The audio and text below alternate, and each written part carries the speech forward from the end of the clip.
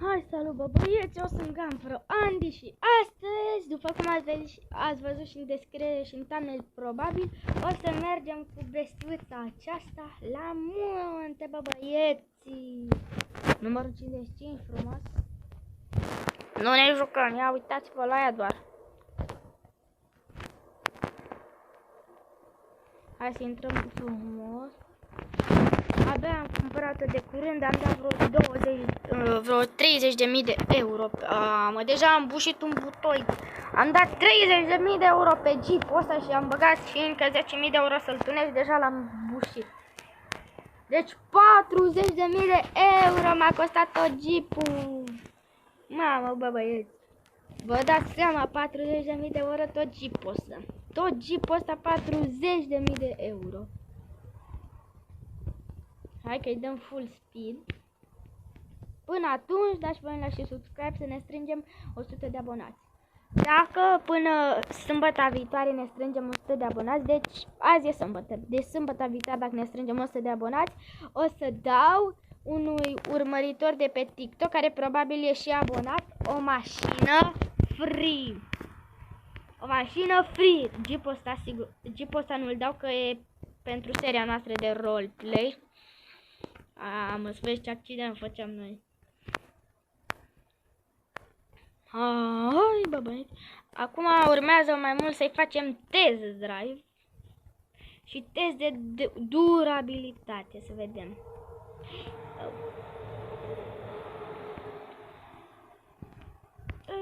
Da. Ce? Mă, bă, băieții, deja am bușit. Dar nu-i vina mea, e vina la lagul de la joc. Uitați, s-a adus parul meu. A trebuit să dau un BMW M6 pe Jeep-ul ăsta. Și dacă auziți niște sunete pe fundal ca niște mașini, să le scuzați, că gen eu filmez afară. Și să mai aude din când în când niște mașini. Da, voi fiți atenți la joc mai mult. O facem drift. Da, și stați puțin, gen, uitați-vă la răci. Gen, sunt foarte groase, sunt și, gen, au cauciucuri de alea speciale cu lanțuri. Gen, asta nu patinează deloc. Mamă. Uitați cum urcă, nici nu mai am nevoie de drum. Urc direct pe aici. Dar dacă nu-i prea abrupt. Da, și să nu ne răstârnăm, zic eu. Test drive. Nu urcă. Nu urcă pe aici, că e prea abrupt. Dar dacă nu era abrupt, urca. 100.000 cu urca dacă nu era abrupt.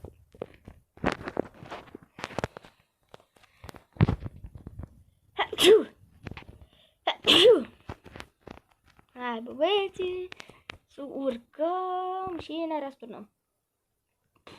Mamă, băi. Dar se vede că muntele ăsta e bun. E bun de off-road, să-ți testezi mașina dacă e de off-road. Mamă, a mea e de off-road 100%. După cum vedeți, am și murdărințe în oglindă. Ia, tragem frâna de mână. Gen, aici n-ar vine să mă pun pe munte, gen, să-i facem test drive.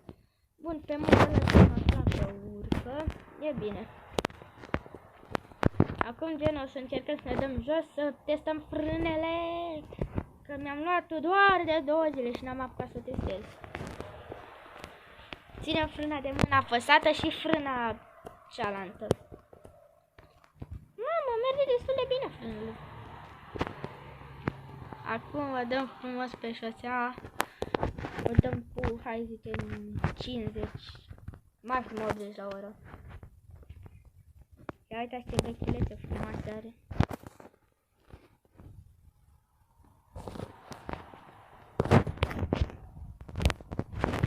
Bun, maximum 80 la oră, nu-i dau cu mai mult de 80. Pe munte urc cu viteză mai mare, dar nu-i dau mai mult de 80. S-a fost, l-am trecut pe roșu. Să sperăm că nu a fost poliție. Roșu. Nu. Mamă. Asta să urcăm noi pe aici, bă, băieți. Nu avem pădrin, că noi suntem boși și mai au pădrini. Plus că mașina asta a fost foarte scumpă. Și gen, abia, gen, eu nu o să o las doar așa pusitele astea, gen. O să-i mai fac ceva și gen o să mai fac episoade cu ea. Poate o să-i schimb geantele de astea. Hai.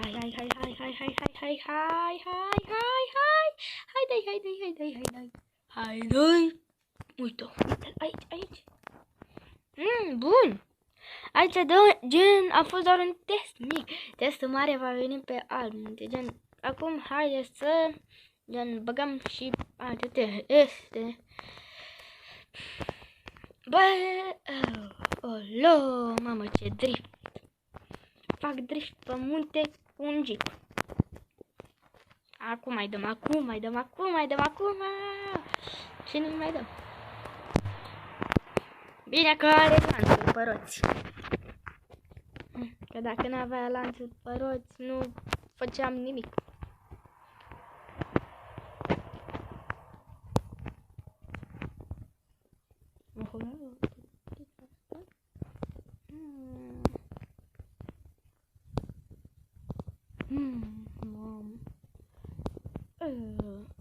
Mamă, dar ce dealuri. N-am ce să zic, pentru că jeepul meu e foarte bun tur.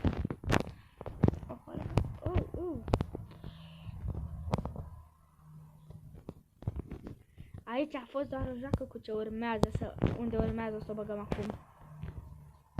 Hai că revenim. Gata, bă, băieți, am revenit. După cum ați văzut, chiar acum am bușit și acum avem puțin și ajungem la muntele cel mare. Să vedeți voi acolo. Hai că dăm viteză. Mamă, am lag, se blochează. Am ajuns la vamă, hai că... Bună ziua, papa! Bună ziua, papa! Gata, am trecut și de vamă. Am făcut abia 22 de kilometri cu asta. Adică da, kilometrajul nu e încărcat cu gen e nou din fabrică. Mi se pare că e Mercedes, mi se pare că Jeep-ul ăsta e din 2023. Ăla nou din 2024, nou. Mi se pare că e din 2023. Mamă! Dar merge greu, frate. Bă! Deci eu nu înțeleg de ce e lag-ul ăsta. N-ați văzut nimic, n-am dat teleport. Bă, băieți, eu nu înțeleg de ce e lag-ul ăsta. Nu înțeleg, frate. De ce îi lag-ul? Uite, aici îi off-road-ul suprem.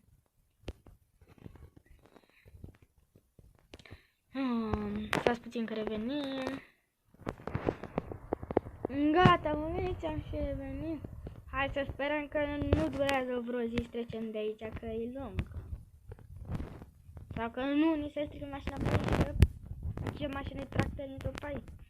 Dar se există gen... dar stai că poate vine un tractor după noi sau un Mercedes Jeep. Gen cu lanțuri, cu pluguri, cu de-astea.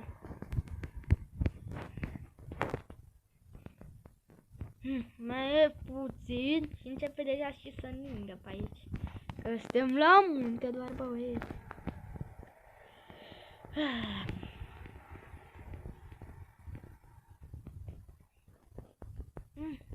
Mamă, se înserează, băieți.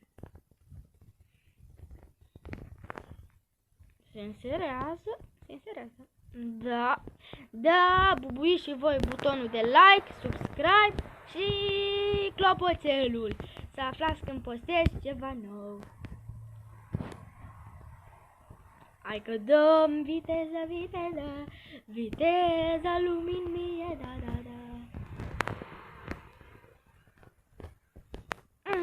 Hai că facem accident.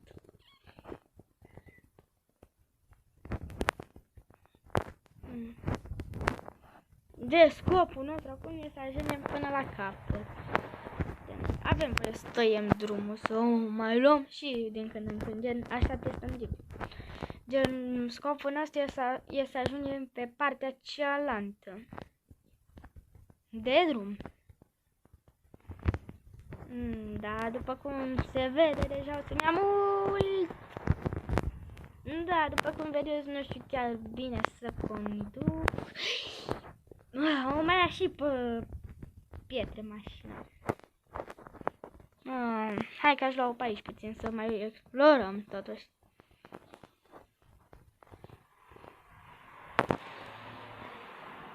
The Holeo, the very fast bear. Ratata, ratatata, romam. Ce-am făcut, bă, băieți? Intrăm în zid. Ne-am bușit. Ne-am pârlit. Hai să dăm viteză. Bă, băieți, deja sunt serioasă, frate meu. Aș lua-o pe aici. Pentru că e drum cu mai multe obstacole și asta vrem noi să testăm chipul. Să vină de alea. Care e mai bună? Asta vreau. Bun, am pornit și farurile. Acum da, băieții. S-a și înserat, cred că e vreo 9 seara. E vreo 8 seara, bă, băieți, deja. Bă, băieți, hai că tăiem, că știu eu un traseu pe aici. O luăm pe aici, frate, că mă plictisesc blond. Bă, băieți. Bine, stai că e benzinărie în drum. Mi s-a stricat. Hai că o lăsăm în noaptea asta la serviciu și revenim dimineața după ce ne repară în noapte. Stai să vedem ce daune are, dacă o lăsăm la reparat sau nu. Hai că zice că aș lăsa unițel să nu mai fac așa pentru că s-a stricat. Hai că ne revedem mai dimineață. Hai neața, băieți, mamă ce bine am dormit. Ai zis să lăsăm aici că îi pune el tot. Mamă! Bă, băieți, i-a pus și cauciucuri noi. Calea, gen i-a pus alea noi pentru că le apare nou. Dar ce bine am dormit la cabana asta pentru doar 50 de lei. Vă recomand, se numește Touristic for Remain. Asta, așa se numește cabana. Nu mă întrebați de ce, nu i-am ales numele. Dar puțin să uităm pe GPS. Noi o luăm. S-a apucat. Mă, frate. Așa te fac. Acum trebuie să o luăm pe aici și să ajungem la drumul ăla. Că gen se intersectează și pe acolo trebuie să luăm noi. Că cel la drum are o fundătură. Uite pe aici. Gata. Acum stați să mă uit pe GPS. Uite, ăsta e drumul bun.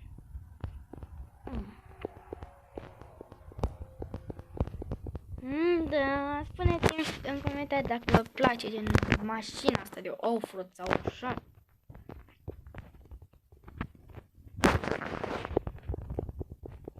După cum se vede, cam până la vreo 5 ajungem. Puțin să mă uit pe telefon, e 1 fix, e 1 ziua fix, până la 5 sigur ajungem noi. Dacă e 1 ziua fix, cum să ne ajungem până la 5? Sigur ajungem. Ăla. Jeep-ul, mă. Înjuram pe bioclip.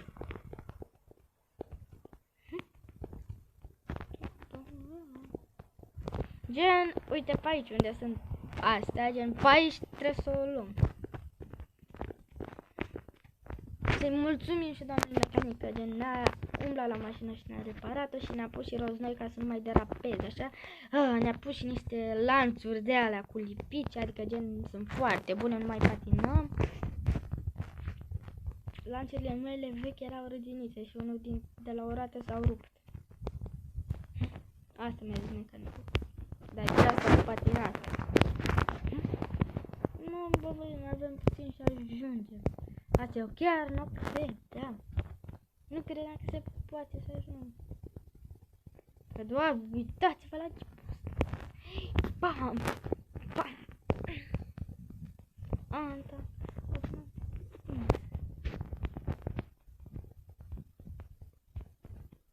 Da. Oficial putem spune că mai avem puțin și ajunge.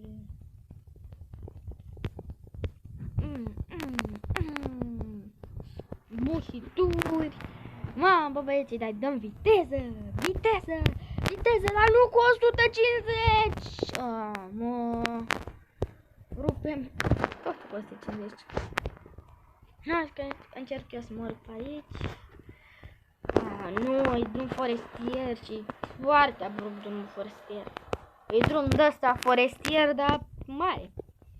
Bă, băieții, și spuneți-mi dacă și voi abia aștepta să se bage basculante în joc. Dacă se bagă basculante în joc și gen poți să car nisip sau de-astea, mă vedeți direct angajat pe basculă.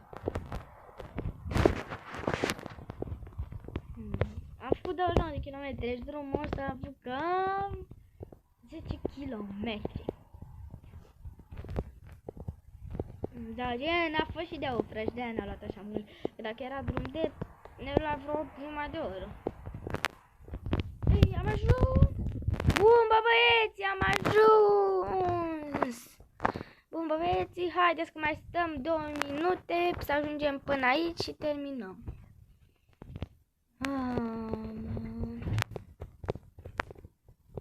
Nu zic că am ajuns de unde am plecat.